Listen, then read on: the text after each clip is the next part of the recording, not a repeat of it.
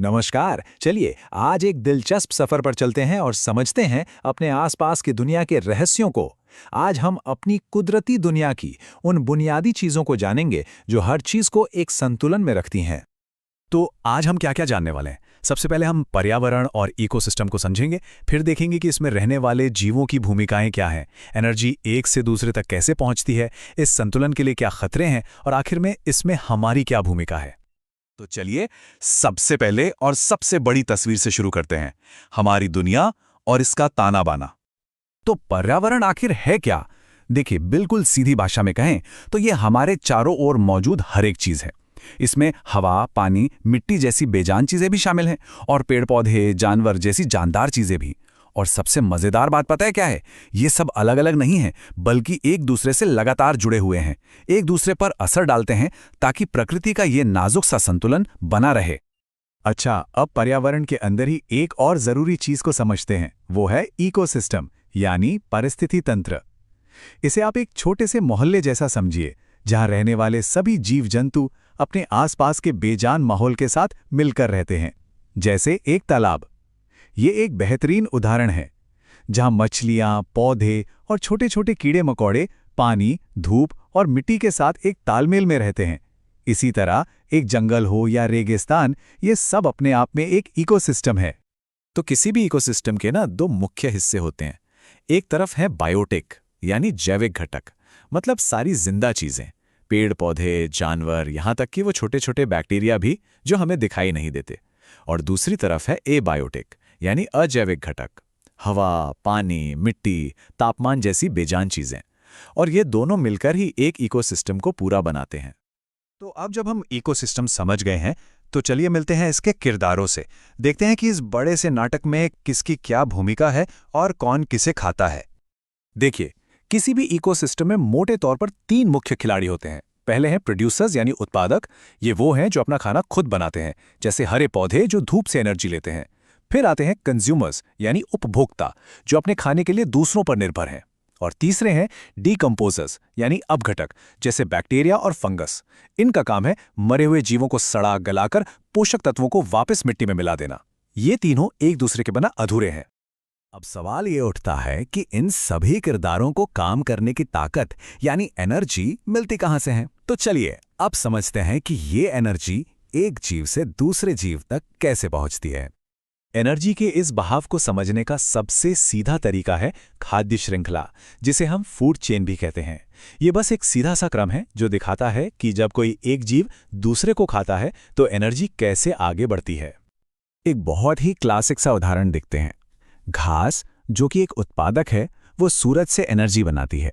अब जब कोई हिरण उस घास को खाता है तो वो एनर्जी हिरण में चली जाती है, और फिर जब कोई शेर उस हिरण को खाता है तो वही एनर्जी शेर तक पहुंच जाती है।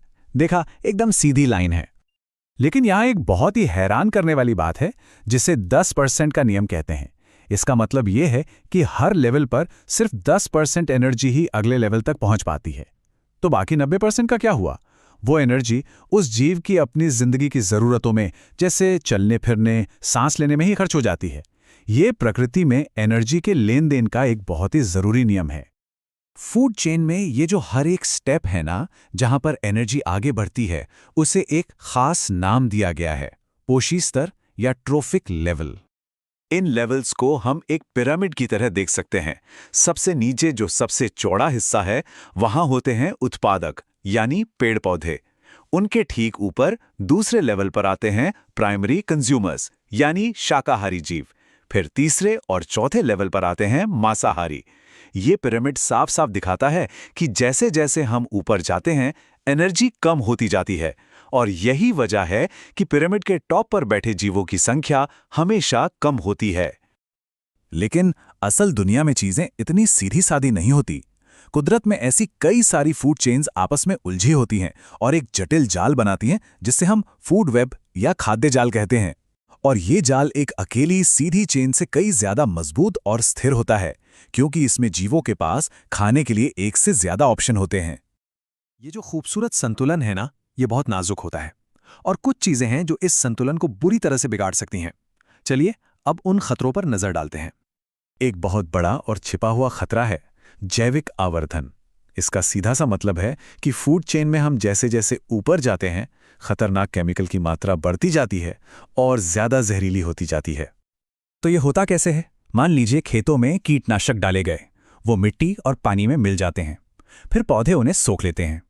जब शाकाहारी जीव इन पौधों को खाते हैं तो ये जहर उनके शरीर में जमा हो जाता है, और फिर जब कोई मांसाहारी जीव इन शाकाहारियों को खाता है तो जहर की मात्रा और भी ज्यादा बढ़ जाती है। इस स्लाइड पर नजर डालिए, ये एकदम साफ दिखाती है कि ये कैसे काम करता है। पौधे में केमिकल की मात्रा कम है, हिरण में उससे कहीं ज्यादा, और शेर जो फूड चेन में सबसे ऊपर है, उसके शरीर में इस जहर की मात्रा सबसे ज्यादा होती है। इसीलिए जो शिकारी सबसे ऊपर होते हैं उन पर इसका सबसे बुरा असर पड़ता है। एक और बहुत बड़ा खतरा था हमारी ओजोन लेयर का घटना। CFCs जैसे केमिकल्स की वजह से ये सुरक्षा कवच पतला हो रहा था, जिससे सूरज की खतरनाक UV किरणें हम तक पहुंच रही थीं। लेकिन यहाँ एक उम्मीद की कहानी भी है। दुनिया भर के देशों ने मिलकर काम किया, इन केमिकल्स पर रोक लगाई, और आज हमारी ओजोन लेयर धीरे धीरे ठीक हो रही है। ये इस बात का सबूत है कि जब इंसान ठान ले तो बड़ी से बड़ी मुश्किल को भी हल किया जा सकता है। अब बात करते हैं हमारी, यानी इंसानों की। इन सभी सिस्टम्स में हमारी क्या भूमिका है और हमारी क्या जिम्मेदारी है? सबसे पहले तो हमें अपने कचरे को समझना होगा। ये दो तरह का होता है। एक है बायोडिग्रेडेबल, जैसे सब्जियों के छिलके और कागज जो कुदरती तौर पर मिट्टी में मिल जाते हैं, और दूसरा है नॉन बायोडिग्रेडेबल, जैसे प्लास्टिक और कांच जो हजारों साल तक वैसे के वैसे ही पड़े रहते हैं और पर्यावरण को नुकसान पहुंचाते हैं।